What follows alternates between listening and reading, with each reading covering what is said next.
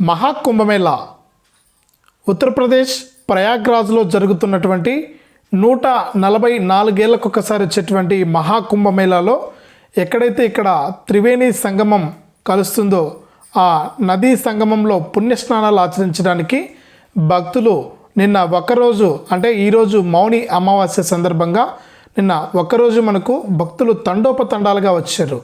మరి ఈ మౌని అమావాస్యకి ఎందుకంత ప్రత్యేకత? ఇక మౌని అమావాస్య రోజు ఈ పవిత్ర సంగమంలో స్నానం చేస్తే కుంభమేళాలో జరిగే మంచి ఏంటి? ఇక్కడ ఈ మంచి కోసం, భక్తి కోసం, ముక్తి కోసం రావడం జరిగింది. కానీ ఇక్కడ తొక్కిసలాట జరిగింది. ఇక ఈ మహాకుంభమేళా స్టాంపేడ్కు సంబంధించి కొన్ని కీలక విషయాలు మీతో తెలియజేద్దామని వచ్చాను. ఇక ఈ మహాకుంభమేళా స్టాంపేడ్ ఇంతకీ ఏమైంది? ఎందుకు తొక్కిసలాట జరిగింది? ఇక ఎంతమంది గాయపడ్డారు, ఎంతమంది ఇబ్బంది పడ్డారు అనే విషయాల గురించి మనం మాట్లాడుకుందాం.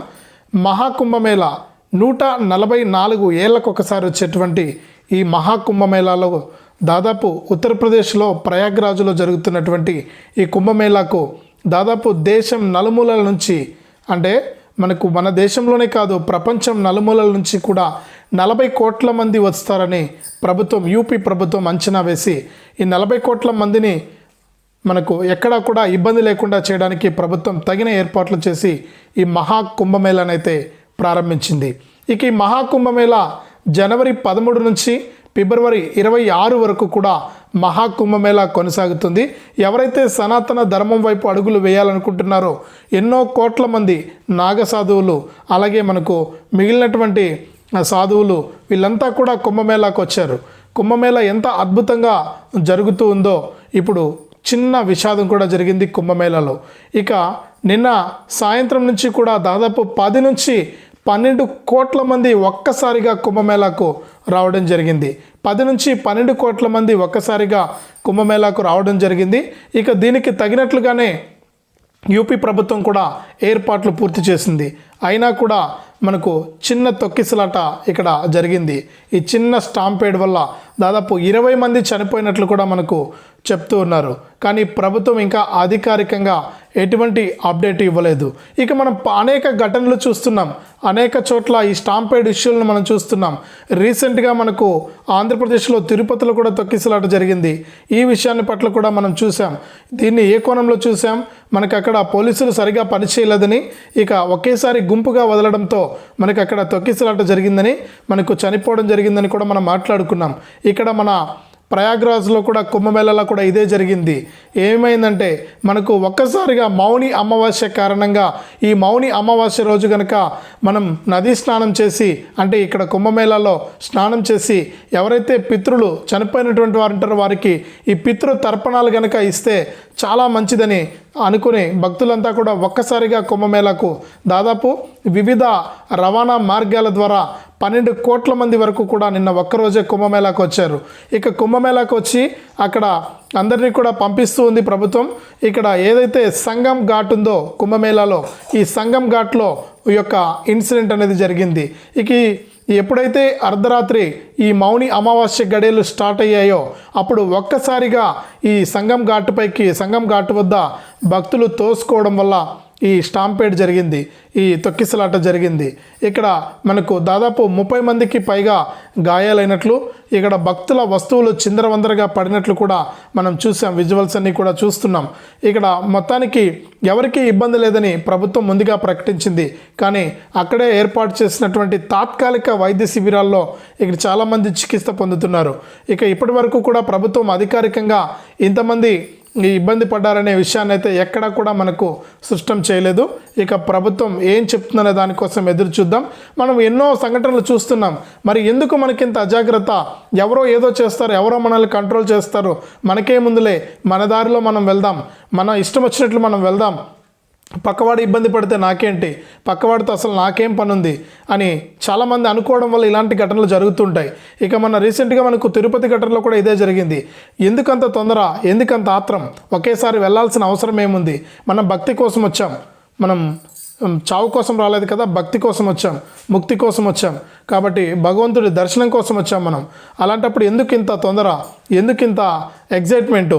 కాబట్టి ఎక్కడికి వెళ్ళినా కూడా ఇలాంటి పవిత్ర పుణ్యస్నానాల్లో పవిత్ర ప్లేసుల్లో మనం చాలా జాగ్రత్తగా ఉండాలి. ఎందుకంటే మనం ఒక్కరం కాదు ఇక్కడ ఉండేది, మన చుట్టూ కొన్ని వేల మంది, ఆ వేల మంది చుట్టూ కొన్ని కోట్ల మంది ఉంటారు. కాబట్టి ఇవన్నీ కూడా మనం దృష్టిలో పెట్టుకొని మనం వెళ్ళిన పని పూర్తి చేసుకొని క్షేమంగా మనం రావాల్సిన బాధ్యత అయితే ఉంటుంది.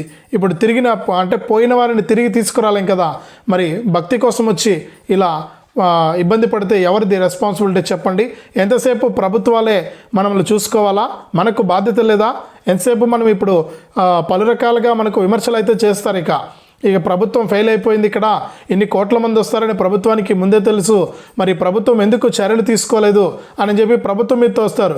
ప్రభుత్వం ఓకేనండి, ప్రభుత్వం కూడా చూసుకోవాలి, కానీ మనకు కూడా బాధ్యత ఉండాలి కదా. మనం కూడా సమాజంలో ఉన్నటువంటి పౌరులమే కదా, మనకు కూడా బాధ్యత ఉండాలి. మనం కూడా బాధ్యతగా వ్యవహరించుకోవాలి. మనం ఒక్కరినే కాదు చూసుకోవడానికి, వాళ్ళు కూడా పోలీసులు ఉన్నారు, వాళ్ళు మనం ఒక్కరైతే వాళ్ళు కూడా చూసుకుంటారు, వాళ్ళలాగా మనలాగా మనుషులే. కాబట్టి కొన్ని కోట్ల మంది వచ్చినప్పుడు వాళ్ళు మాత్రం ఏం చేస్తారు చెప్పండి? నువ్వు కరెక్ట్గా వెళ్తే వాళ్ళు కంట్రోల్ చేయడానికి అవుతుంది. ఒకరి మీద ఒకరు పడి తోసుకుంటే దానికి ఎవరు రెస్పాన్సిబిలిటీ? ఇప్పుడు ఎవరు బాధ్యత వహిస్తారు? ఈ ఘటన పట్ల యూపీ ప్రభుత్వం ఎన్నో ఏర్పాట్లు చేసింది. చాలా పగడ్బందీగా భక్తులందరినీ కూడా ఎవరికి ఏ ఇబ్బంది రాకుండా అనేక తాత్కాలికమైనటువంటి ఏర్పాట్లు చేసి భక్తులు ఇబ్బంది లేకుండా ఇప్పటివరకు చూసుకుంటే మనకు జనవరి 13న స్టార్ట్ అయినటువంటి కుంభమేళాలో దాదాపు ఇప్పటికీ 12 కోట్ల మందికి పైగా పుణ్యస్నానాలు ఆచరించారు. ఇక ఈరోజు ఒక్కరోజు దాదాపు 8 నుంచి 10 కోట్ల మంది ఉన్నారని మన యూపీ సీఎం గారు అయితే చెప్తున్నారు. ఇక్కడ వాస్తవమే, ఈరోజు మౌని అమావాస్య కాబట్టి చాలా ప్రత్యేకత ఉంది కాబట్టి భక్తులంతా ఒక్కసారిగా దూసుకొచ్చారు. ఇక మిగిలినటువంటి ఘాట్లలో ఎక్కడా కూడా ఇబ్బంది లేదని, వచ్చినటువంటి భక్తులు నిరాశ చెందకుండా మీరు ఈ యొక్క పుణ్యస్నానాలను ఆచరించాలని కూడా ఇక్కడ సీఎం గారు అయితే కోరారు. ఇక ప్రస్తుతానికి ఎటువంటి ఇబ్బంది లేదని చెప్తున్నారు. ఇక దాదాపు ఇప్పుడు మనకు కుంభమేళా పరిస్థితి చూస్తే 47 కిలోమీటర్ల మేర ట్రాఫిక్ జామ్ అయినట్లు కూడా మనకు ఇక్కడ అప్డేట్స్ అయితే ఉన్నాయి. కాబట్టి మహా కుంభమేళాకు ఎవరైతే మన తెలుగు రాష్ట్రాల నుంచే కాదు, మన దేశం నుంచి ఎవరైతే ఉన్నారో కుంభమేళాలో ప్రయాగ్రాజ్లో చాలా జాగ్రత్తగా ఉండండి. ఎందుకంటే ఏ సమయంలో ఏదైనా జరగచ్చు, ఎవరిని ఇక్కడ తప్పు పట్టలేం. ఇంత మహా సంగమంలో, ఇంత మహా కుంభమేళాలో ఎవరిది తప్పని చెప్పలేం. ఇక్కడ మన జాగ్రత్తలో మనం ఉండాలి, మన పద్ధతిలో మనం ఉండాలి. కాబట్టి ఇలాంటి ఇష్యూస్ మనం ఎక్కడ చూస్తూనే ఉన్నాం, కానీ మళ్ళీ ఎందుకు మనం ఇలా అజాగ్రత్తగా ఉంటున్నాం అనేది అర్థం కావడం లేదు. ఇలాంటి అవేర్నెస్ వీడియో, ఇలాంటి మన చుట్టూ ఏం జరుగుతుంది అని మీకు ఎప్పటికప్పుడు నేను తెలియజేస్తాను. రోజుకు 1 లేదా 2 వీడియోస్ అయితే ఉంటాయి. తప్పకుండా సపోర్ట్ చేయండి. ఇలాంటి అప్డేట్స్ కోసం మీకు ఎప్పటికప్పుడు నేను మీకోసం అయితే వస్తూ ఉంటాను. మీకోసం మంచి మంచి టాపిక్స్ అయితే తీసుకొస్తుంటాను. ఇక ఈ కుంభమేళా పట్ల మీ అభిప్రాయాన్ని మీ విలువైనటువంటి కామెంట్ రూపంలో తెలియజేయండి.